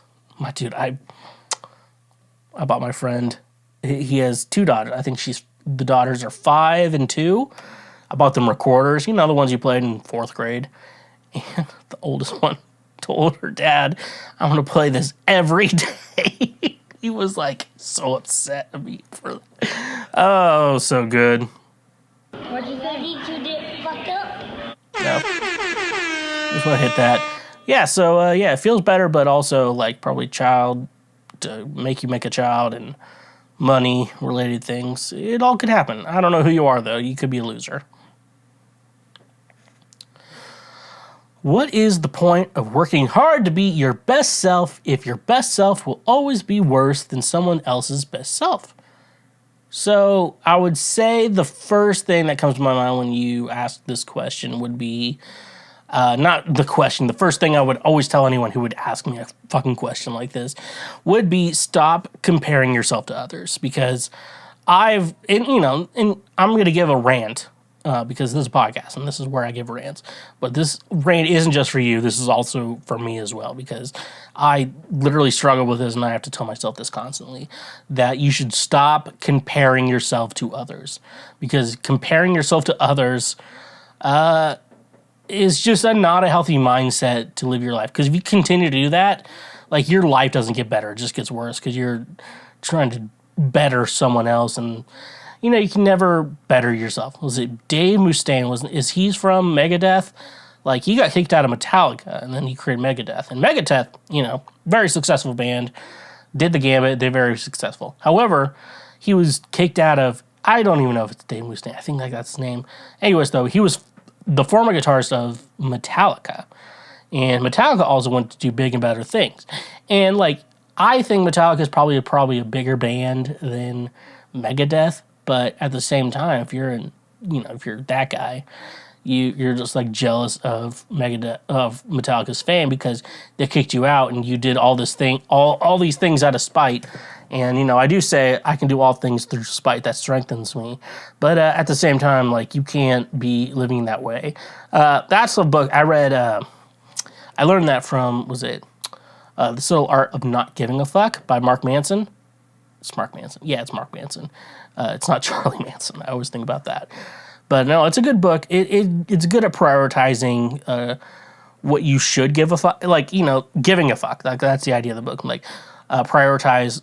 It's good telling you prioritize what you should give a fuck about and what you shouldn't give a fuck about, and everything you keep in between, you know, and shit like that. But yeah, so, you know, comparing yourself to someone else and trying to live up to them in revenge or whatever, it's not a good thing. But yeah, no, why you should work hard to be your best self is because you should be the best. As her boy GMC for show, I'm the best. I'm the best. I'm the best. Swag, swag, swag, swag. Yeah, no, you should always strive to be a good person of yourself, because at the end of the day, you know, life is short. We only have so long to live, and so you want to be the best version of yourself that you want to be, and you want to, you know, you're thinking about what's the point of it, because like, if I'm going to exist, I'm going to exist the best way possible, and you should be existing the best way you possibly can be. That's what I think about it, but I think the biggest problem is comparing yourself to others, because that's just a long rabbit hole you're never going to get over, like I talked about Megadeth and Metallica, but something you're never going to get over, and something that's going to be like in the back of your mind for the rest of your life. I'm like, I'm going to prove to this person a point. Like, that person doesn't give a shit. That person's a fucking loser. So think about that. What is a sign that someone watches too much porn? What? All right, what is a sign someone watches too much porn? Because, like, I look at porn, I don't give a fuck what you think. I'm also single. So, so you know, I think we have a question. Do we have a question? No. There's a question I have prepped in, like, our backups folder or whatever, about, like, porn or whatever. Like, a guy's like, I don't watch porn. Or whatever. What's the problem with watching too much porn? Okay, one problem I would say if you're watching too much porn, if you're about to hook up with a real woman, IRL women, you know, you talk about e-girls, like e-girls imply the existence of IRL girls. That's a fact. So that means real women exist. And like, those women on OnlyFans, those are real people. Like, you're like, you mean to tell me that I can pay $10 and see a woman have the worst sex of her life? You're like, yeah. But will she act like it's the best sex of her life? No, she won't. She will not do that. So that's OnlyFans for you. So, and OnlyFans should be porn, and women don't understand what porn is because they've never seen a porn. But aside a man, I'm going to assume this is a man that watches too much porn. I want to say, though, it's like they're getting ready to hook up with a real-life woman, a woman that exists in the real world. And I'm going to tell you, they cannot get hard for her. You're like, does this guy have, like, erectile dysfunction issues? Not as far as we know, but they are able to jerk off 10 times a day when they watch porn, meaning they probably can get hard for at least a couple of those. And stuff like that. You watch real porn, like, yeah, I can only get it up to porn. I'm like, that's a big sign. That's like, to me, when I say, like, you watch too much porn, it's like, okay, maybe you watch too much porn. Like, is it affecting how you socialize and go throughout your day? You're like, I have to wake up, I have to jerk off, I have to wash my hands, then, you know what, I have to jerk off again. You know, like, there's a couple of, I saw, like, one of those, like, strange addictions, like, we're addicted to coffee enemas. And I'm like, that's a problem, and they like got stay-at-home jobs so they could do their coffee enemas and still have a job. Like, that means something has taken over your life. Like, is porn taken over your life that way? Has porn taken your life so far that, like, you have to work from home because you have to be jerking off to porn or whatever? But that does sound like a jerk-off addiction. That doesn't sound like a porn addiction. I don't know. It's like, I don't know. So you look at a real woman, you can't get hard, but you look at porn on your phone, and it's like you can get hard. It's like, that's probably a bad sign. That's like her mind's not working right, you know. But I'm not a doctor. What am I? But I am also the smartest person you know. I'm not a doctor. I like to say I'm not a doctor, but I'm also like the smartest person that you all know. Is it honestly worth to go to college if student debt is so high?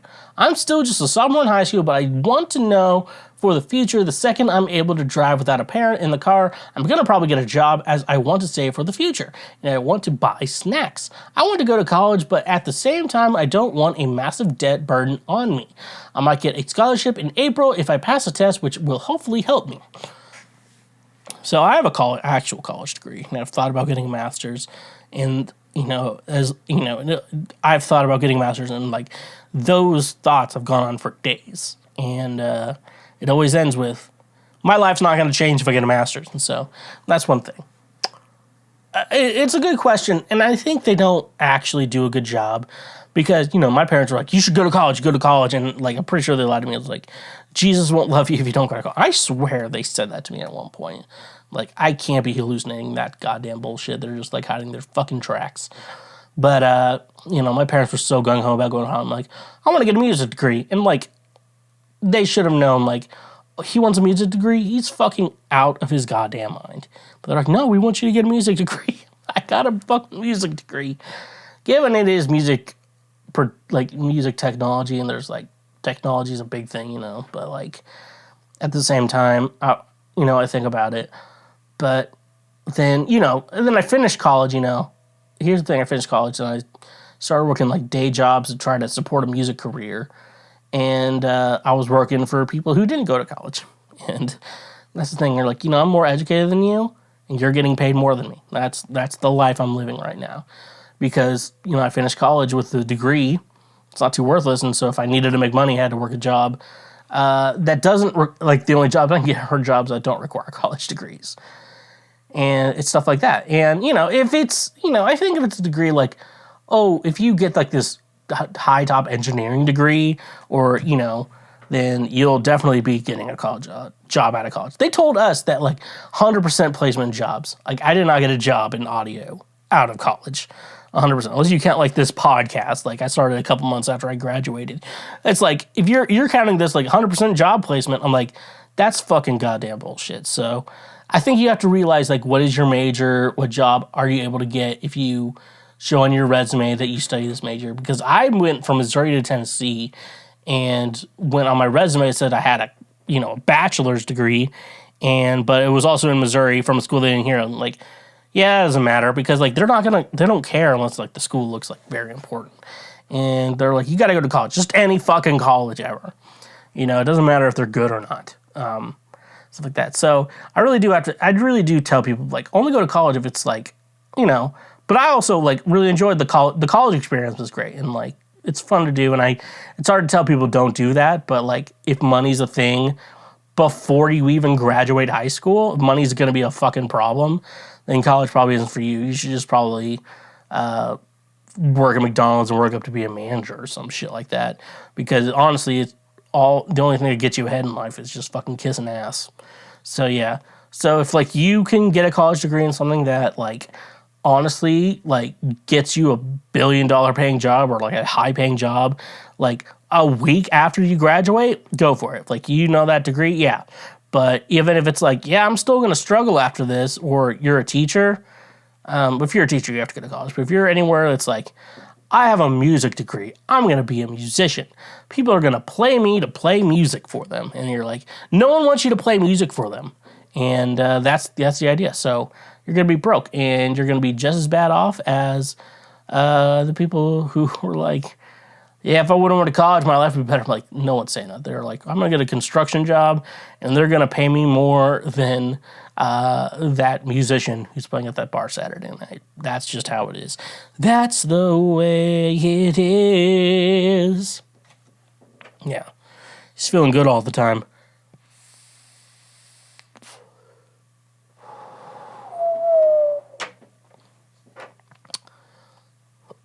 What the hell is going on here? Is it bad? Okay. Is it bad I find other girls attractive after getting a girlfriend? I got my first girlfriend ever, and she's beautiful. Honestly, I can't believe I pulled her. However, I feel like an absolute scumbag because I find myself finding other girls attractive. How do I not do this? So, this is clearly like a high schooler going through this shit. here's the thing you gotta fucking realize about life. This is like a life lesson. You know, there's a difference between loving someone and finding someone attractive. So, finding someone attractive is like, you know, if my wife just died right now and 2 years passed, so I had a proper amount of time to mourn her death, I would totally fuck that chick right there. That's the difference between loving someone and being attracted to someone. Loving someone is they die and you mourn for 2 years. And then you can finally be like, I want to have sex with that person. Finding someone attractive is like, oh, she's hot. I'd love to bang her, but I'm married. That's what finding someone attractive is. And that's the thing, you know, that's the thing with life. It's okay to find someone attractive. Like, maybe your wife doesn't want to hear about it. And you have to understand that it's okay to not tell her about it. You're like, oh, that chick's hot, you know. And you're like, if she's not into the mood later, I'm going to jerk off to me and her fucking, you know? There's something like, okay, that's okay, you know? It's like, but I think you feel like a scumbag because, like, you think finding someone else attractive is cheating. No, it's okay. We find things attractive. I guarantee you talk to your woman. Think about a guy who we all think is attractive. Danny DeVito. That's what comes to my mind. And be like, what do you think about Danny DeVito? And she's like, oh. And if she's nervous about saying another guy's attractive around you, her face will turn red. Her face will turn red out of embarrassment. You're like, oh, Danny DeVito? I don't know. But in her mind, she's like, oh my God, I want him to fucking rail me against the wall. Because it's Danny DeVito. We all want Danny DeVito to rail us against the wall. That's nothing new. So don't feel like a scumbag because you think someone's attractive. You don't have to even tell your partner you think someone's attractive. You just got to be loyal and trusting and always by my side. Yeah. Yep. Okay. Man proposes and God disposes. Let's move on to our last question we got here. All right. Why are people anti-tobacco yet pro-alcohol, and why? Alcohol is a powerful drug, kills thousands, ruins lives and families. Bit tired of seeing all the OMG, why would you post of late, the judgment I see is so strange, like one is better than the other, the irony is incredible. So seriously, why all the hate for anything and everything that isn't alcohol? So, yeah, this is a very long stage debate now, how like it's socially acceptable to drink alcohol, even though like alcohol is really not good for you. As someone who drinks, I will tell you it's probably not good for you. But then like people who are like smoking weed just because there's like you can get a medical card from an actual doctor that says, hey, my patient needs to smoke weed. They're like, this is medicine. But at the same time, weed is also just as bad for you. Especially if you're like legit smoking it, like real smoke, you know, because like it's getting into your lungs, it's bad for you. And that's also coming from someone who smokes weed too. I do both. And I don't think either one is better than the other. But yeah, there's been a big campaign because I guess I grew up on the campaign, like marijuana is so bad. And they legit talked about how more bad weed is than like meth, cocaine, coke, crack, and shit like that over weed. And then now we're at a point where like states are legalizing it. I live in a legal state right now.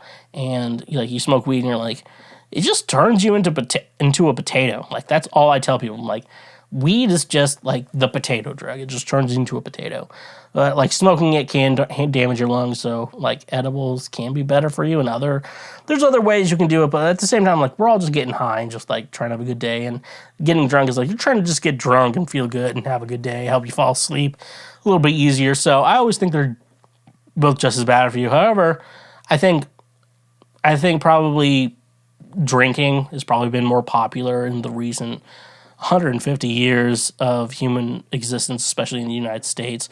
And that's why, bars and stuff like that. And they had prohibition, and making something illegal makes more people want to do it. You know, that's how it works. And so more people start drinking because it's illegal and it's like fun to do the risk, stuff like that. So that's why alcohol became so popular. That's why they reversed abolition, on alcohol, but weed's illegal. And now we're slowly learning that weed's not that bad because white people are doing it. So yeah, Both are just as bad for each other. I treat both the same way. I'm like, people who are like don't understand weed, who don't smoke weed, which I get because like we don't smoke weed, you're not gonna fucking understand what people are fucking saying about it. But I say like, yeah, it's like I would say it's similar to alcohol, but like alcohol side effects would be like, oh yeah, you fall asleep, you could be super angry, you could just be, I love you, man, I love you, type of shit. But weed just like it just turns into a potato, and so people are like, they're a menace to society or whatever. So that's, that's really what I want to say on that. But yeah, tobacco, anti-tobacco and alcohol. This doesn't even have anything to say about weed. Why was I talking about weed? Tobacco is actually way worse than alcohol because tobacco forces people to smoke all day. But alcohol, you're like, I'm just going to smoke. I'm just going to drink this after I get done with all my chores for the day and when I'm in relaxation time. So maybe that's the difference between alcohol and tobacco. I thought you were talking about weed. Uh-oh. Anyways. That's how we're ending today's episode of Cancel Schweezy. I'm going to do an Irish accent. Top of the morning to you. Would you like my eggs? That's not good at all. Anyways, thank you for listening to this episode of Cancel Schweezy. It means the world to me. 117 episodes. Almost to 120. Very far away from 420. We did 69. We did 100. What is our next big number? 150. Then maybe 159 if we're lucky. And then, I don't know. We can't do another 69 episode. Anyways, though, thank you for listening to the Lord's trademark favorite podcast, Cancel Schweezy. Social media at TheSchweezy. My music under Schweezy. It's like take the cancel out of Cancel Schweezy. Twitch.tv/TheSchweezy. Make sure you're subscribing if you have an Amazon Prime account to give us a little credit that's not getting back to you. Patreon page to say thank you for being a friend. And if you're on the audio platforms, make sure you are subscribed to our YouTube channel, seeing the highlights, sharing the highlights with your friends, leaving comments if you actually have something to say, because I actually am very curious what other people have to say on the dumb fucking shit I say. And if you're on the audio platforms, leave a review and give a 5, 4, 3, 2, or 1-star rating. So honk if you love butt drugs, and stay awesome. Believe it or not, Schweg isn't at home. Please leave a message at the beep. I must be out or I'd pick up the phone. Where could I be? Believe it or not, I'm not home. You just finished a full episode of Cancel Schweezy. You are now one of the smartest individuals who will ever exist in our world. If you like that episode, make sure you subscribe. Whether you're watching this show or listening to the show, make sure you subscribe. That way you get notified whenever we release full new episodes as well. And if you're on YouTube, smash that bell button. That way you get notified anytime we make a post over here on YouTube. Honk if you love butt drugs, and stay awesome.